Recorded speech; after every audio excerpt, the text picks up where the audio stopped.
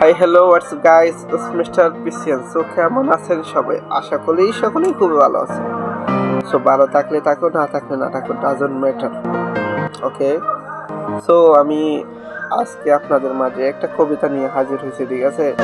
তো কবিতার নাম হচ্ছে যে অবুঝ পাখি, আর কবি আমি নিজে।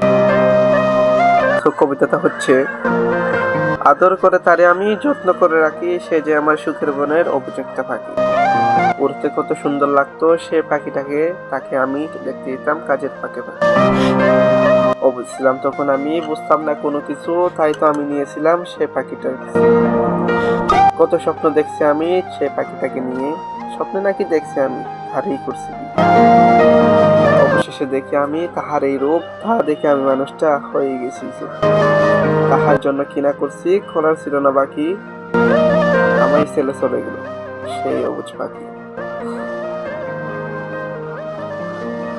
অবশ্যই কবিতাটা কেমন হয়েছে এটা অবশ্যই কমেন্ট করতে ভুলবেন না। সো ভালো লাগলে একটা লাইক, আর যদি খারাপ লাগে তাহলে একটা শেয়ার, ঠিক আছে? আর যদি দুটোটাই না লাগে তাহলে কমেন্ট করে দিয়েন। ধন্যবাদ।